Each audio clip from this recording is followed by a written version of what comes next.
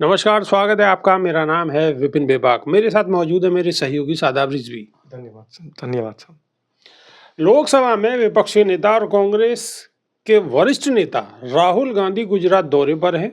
राहुल गांधी ने दौरे के दूसरे दिन अहमदाबाद में कांग्रेस कार्यकर्ताओं को संबोधित किया है।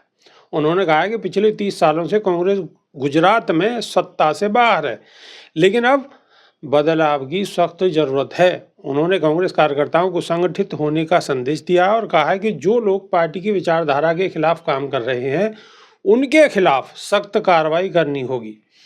राहुल गांधी ने कहा है कि गुजरात कांग्रेस में 2 तरह के लोग हैं। एक वो जो पार्टी की विचारधारा के प्रति प्रतिबद्ध हैं और जनता के लिए काम कर रहे हैं, और दूसरे वे लोग हैं जो भारतीय जनता पार्टी से मिले हुए हैं और उनके लिए काम कर रहे हैं।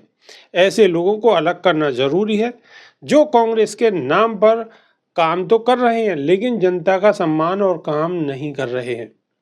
अपने संबोधन में राहुल गांधी ने कहा है कि कांग्रेस में नेताओं की कमी नहीं है, लेकिन संगठन को मजबूत करने की जरूरत है। उन्होंने कहा कि जब तक कांग्रेस अपनी जिम्मेदारी नहीं निभाएगी तब तक गुजरात की जनता पार्टी को चुनाव में समर्थन नहीं देगी। उन्होंने कार्यकर्ताओं को एकजुट होकर जनता की सेवा में जुटने का आह्वान किया है। गांधी ने कहा है कि गुजरात इस समय फंसा हुआ है और उसे सही दिशा दिखाने की जरूरत है। उन्होंने महात्मा गांधी और सरदार पटेल का भी जिक्र करते हुए कहा कि कांग्रेस की मजबूत नींव इन्हीं महान नेताओं ने रखी थी। उन्होंने कहा है कि वह गुजरात के युवा, किसान, व्यापारी और महिलाओं के लिए आए हैं और उनके हक की लड़ाई लड़ते रहेंगे। लेकिन शादाब रिजवी, सवाल ये है कि राहुल गांधी वहाँ जनता में कांग्रेस पार्टी के अंदर जो लोग बीजेपी से मिले हुए हैं उनका जिक्र कर रहे हैं। राहुल गांधी जिक्र न करके अगर कार्रवाई करें तो ज़्यादा बेहतर होगा। उसका असर दिखाई देगा, कहने की भी जरूरत नहीं पड़ेगी। मीडिया अपने आप ही समझ जाएगी, लोग देश के अपने आप समझ जाएंगे कि हाँ, कुछ बदलाव किए जा रहे हैं। देखिए, जब सफाई होती है तो सफाई होने के समय ये चिन्हित किया जाता है कि आखिर कचरा घर के अंदर कौन कौन सी जगह पर इकट्ठा है। तो ऐसे ही यूं ही सफाई नहीं हो जाती। अगर ऐसे ही यूं सफाई हो जाएगी तो कचरा रह जाएगा। तो बेबाक जी, राहुल गांधी वो काम कर रहे हैं कि सफाई हो तो पूरे अच्छे तरीके से हो। पार्टी के अंदर कहाँ कहाँ कचरा मौजूद है, यानी कि कौन कौन से ऐसे नेता हैं जो विभीषण बने हुए हैं, तो ऐसे नेताओं को चिन्हित करा जाएगा। पहले ऐसे नेताओं की जानकारी इकट्ठी की जाएगी। शादाब रिजवी, सवाल तो ये भी है कि हरियाणा के अंदर क्या कांग्रेस नहीं सीख पाई? कांग्रेस को हरियाणा में जबरदस्त नुकसान हुआ और वहाँ पे भी ऐसी ही सारी चीज़ें देखने को मिली। राहुल गांधी का बयान वहाँ भी आया था और अब गुजरात में भी वही बयान आ रहा है। तो मेरा सीधा सीधा सवाल ये है कि कहने की बजाय अगर काम किया जाए तो बेहतर होगा। नहीं, आपकी बात बिल्कुल सही है, बहुत अच्छी बात है, लेकिन हकीकत तो ये है कि कांग्रेस पार्टी कभी भी हठधर्मिता और तानाशाही नहीं दिखाती है।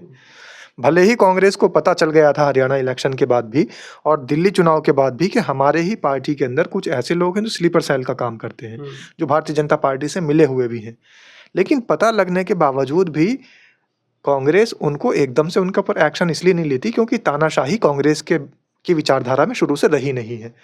अब जो लोग सामने निकल कर आए हैं उनको चिन्हित कर लिया गया है, उनके ऊपर अल्टीमेटम भी उनको दे दिया गया है, साथ ही उनको ये भी बता दिया गया है कि आखिर तुम्हारे साथ क्या होगा। अब अगर वो सुधर जाते हैं तो बहुत अच्छी बात है, और नहीं सुधरते तो उनको एकदम से ही, जैसे भारतीय जनता पार्टी में वन मैन आर्मी शो चलता है कि जो डिसीजन होगा एक आदमी का होगा, जो कुछ करेगा एक आदमी करेगा, वो कांग्रेस में नहीं। लेकिन सादा कम से कम रायता तो नहीं फैल रहा ना। अगर बीजेपी में वन मैन आर्मी है तो उनका ग्रोथ आप देख रहे हो। अब आप ये भी कहेंगे कि भाई उसमें एक विशेष धर्म के प्रति उनकी ज़्यादा सहानुभूति है, उसके लिए वो बहुत बड़ी बड़ी बात कहते हैं। वो ठीक है आपकी बात, ये अगर आप कहेंगे तो, लेकिन कांग्रेस के लिए नुकसान सामने दिखाई दे रहा, उसके बावजूद भी उन्हें सारी चीज़ें पता हैं।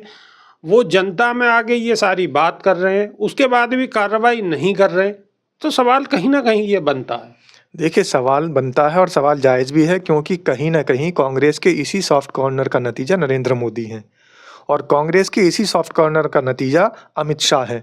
अगर वक्त चलते इन दोनों पर सही तरीके से कार्रवाई हो गई होती, बाबा रामदेव को जैसे यहाँ से भागना पड़ा था सलवार सूट पहन के, ऐसे ही इन लोगों पर भी कार्रवाई होती, तो आज हमारे देश के यशस्वी प्रधानमंत्री की जगह कहीं और होते। आज हमारे देश के गृह मंत्री अमित शाह जी गृह मंत्री की जगह कहीं और होते।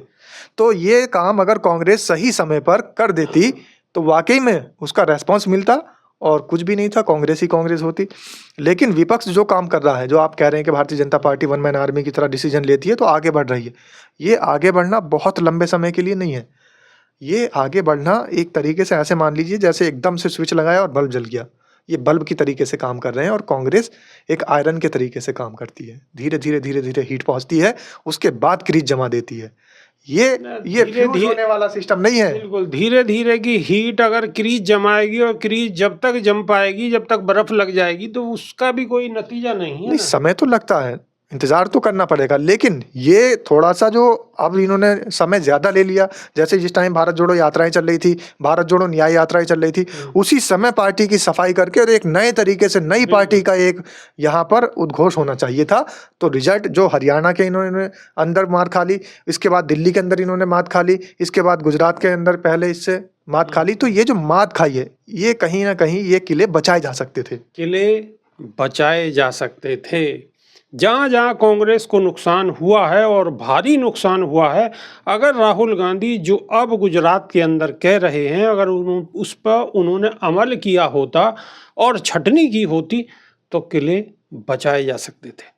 आपकी क्या राय है किले बचाने के, कि कांग्रेस किले बचा पाती या नहीं बचा पाती? राहुल गांधी जो अब कह रहे हैं उनका डिसीजन सही है या गलत है? कमेंट के माध्यम से आप अपनी राय रख सकते हैं।